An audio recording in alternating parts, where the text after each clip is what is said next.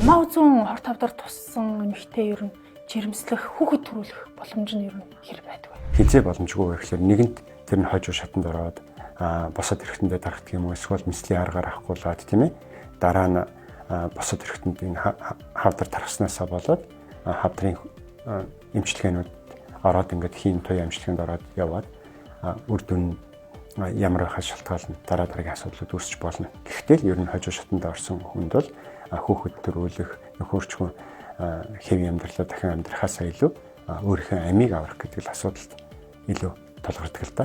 Эрч чаданд бол ямар ч асуудалгүй. Тамхи ер нь бас умаа үзэн хорт хавдарт нөлөөлдөг эрсдэл хүчин зүйлүүдийн нэг гэж би сонссон. Энэ талаар та бас мэдээлэл өгвөл. Тамхи бол ер нь бүх хавдрын шууд шатхан болдог. Ялангуяа умаа үзүүний хавдрын шууд шатхан болж чаддаг байна. Энэний чинь нууц үе нь 10 жил байдаг хгүй ерөнхийдөө дунджаар.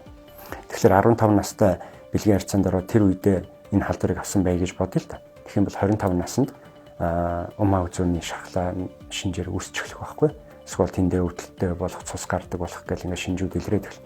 Тэр үед юм нэг юм болж ил гэж үзнэ. Ер төгссөн байна. Хоёрдугаарт бэлгийн харьцаанд орохдоо бид бүхэн өөрсдөө аль хор хамгаалж төр зүрийн юм уу санаанд дүү харьцаанд орж байгаа бол энд заавал хамгаалтыг хийж өөрийнхөө эрүүл мэндийг ирээдүйдээ хамгаалж авах хэрэгтэй л. Тэгэхээр жишээлбэл одоо манай 30 хэд настай нэг эрэгтэй эмчим байна. Би ирээдүйд их нэртэй болов ийм хүндрэл учруулмааргүй байна гэдэг ингээд өөртөө хэлж байгаа.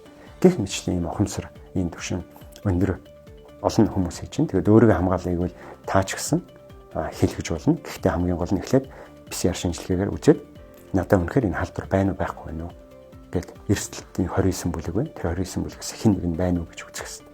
Байхгүй байх юм бол вакцины хэлэгчвэл та дараа нь умаа үзний хавдар гэдэг юмнаас эрсдлээсээ байхгүй болгож болно гэсэн үг.